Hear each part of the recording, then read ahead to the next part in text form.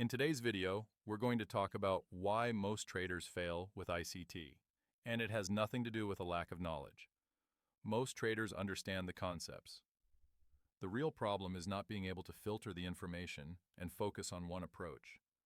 ICT has explained a lot of PD arrays over time, but in this video, we'll focus on the most commonly used ones, the easiest to identify and execute. The key is learning how to apply them based on market conditions and understanding which PD array offers the best trade opportunity in that moment.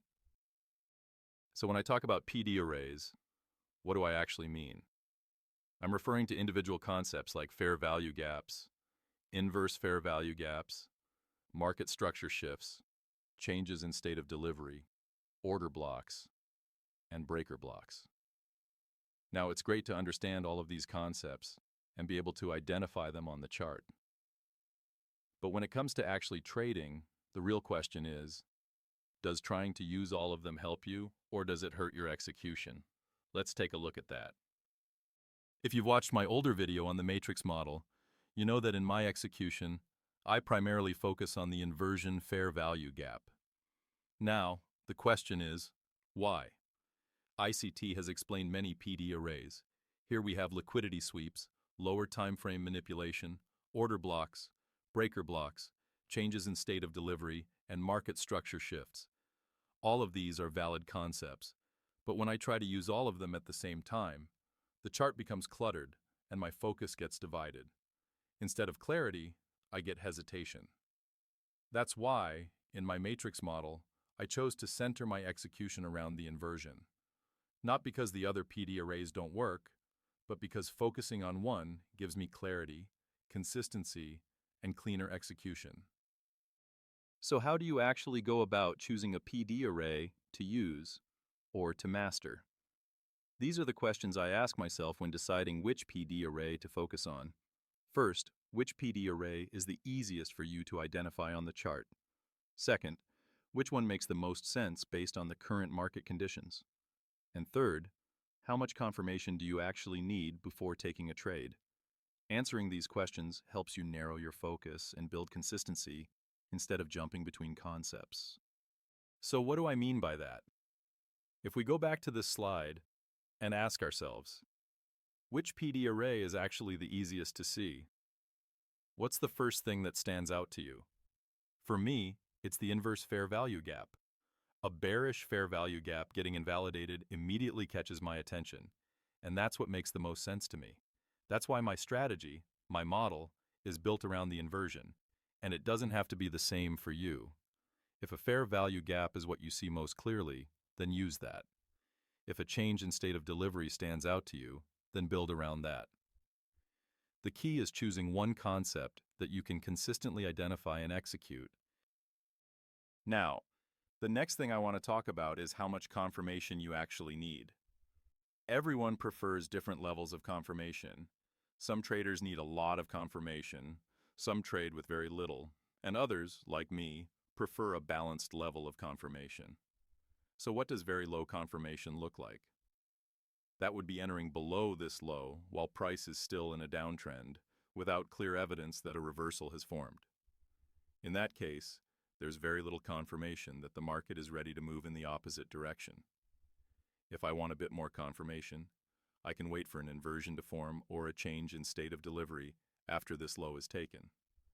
That gives me additional confirmation that a reversal is actually developing and allows me to align with the move in the other direction. And if I want even more confirmation, that's when I can look for a fair value gap or a breaker block to form, especially after we see a clear market structure shift and continuation in the new direction. So in the end, the goal is to find a PD array that suits your personality and commit to it long term. Pick one concept and stick with it. Focus on how price reacts around the highs and lows surrounding your chosen PD array, instead of constantly looking for something new. And most importantly, stop switching strategies every time a trade fails. Every setup fails at times. Losses are part of the process. Your job isn't to avoid losses completely, but to avoid unnecessary ones and continue following your rules with discipline and consistency. Let's jump into the chart so I can explain this clearly. In this first example, you can see price has moved down and taken the lows on the left. Now, if a reversal is going to happen, the very first thing we need is a liquidity sweep, and this is the weakest form of confirmation. What does that tell us? If I enter right after the sweep, there's no protected low or structure to trade against. Unless price reverses immediately, it can keep pushing lower and stop me out multiple times before finally turning. At this stage, there isn't much proof that a reversal has actually formed. The next step would be an inversion. That's level 2. If we get a candle close above this fair value gap, that adds more confidence that price may be turning. Let's play this forward. You can see we get that close. Taking an entry here with a stop below the low gives slightly more confirmation, because that low should now remain protected after price disrespects the fair value gap. Now, the strongest confirmation of a reversal comes from a market structure shift. And here it is, the structure shift. At this point, I can take the trade, place my stop below the low, and target those same highs. Now look at what we have lined up. We have the liquidity sweep, the inverse fair value gap, the fair value gap, the market structure shift, along with the breaker block and the order block. This tells us the low is likely in, and price is beginning to move away from it. Let's let this play out. You can see price moves up and reaches the highs we were targeting. So what do I want to point out here? If you're trying to use all of these PD arrays consistently, where exactly is your entry? When do you decide to enter? Where is your stop loss placed? And how are you supposed to collect consistent data and refine your model if your entries keep changing every time? So the question becomes, how do you clean this up?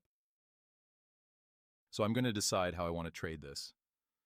For me personally, like I said, I use the inverse fair value gap. What that means is I essentially ignore the rest and focus on two things, the liquidity sweep and the inverse fair value gap. Doing this gives me a simple and repeatable way to enter the market and collect data. When I'm looking for an entry using the inverse fair value gap, I already know my entry will be on the retest of the inversion. And because of that, my risk is clearly defined. My stop is always placed at the high or low of that manipulation leg. And what if you prefer fair value gaps, breaker blocks, or changes in state of delivery? You're going to do the exact same thing. Apply it the same way, over and over again. The entire point of this video is to get one message across. You don't need to learn more concepts. You need to focus on less and master what you've already chosen. Consistency doesn't come from adding more tools. It comes from repeating the same process with discipline. Remember, profitable traders aren't the ones who know the most. They're the ones who repeat the same process with discipline. Pick your PD array, commit to it, and stop switching every time a trade fails. So I hope you enjoyed the video. This is a very important one for anyone who's struggling to find clean entries or feeling confused by too many concepts. If you found value in this video, make sure to like and subscribe. And if you want to join my mentorship program, you can check out the link in the description. If you'd like to connect with me directly, you can also join my Discord and Telegram. Those links are down below as well. I'll see you in the next one.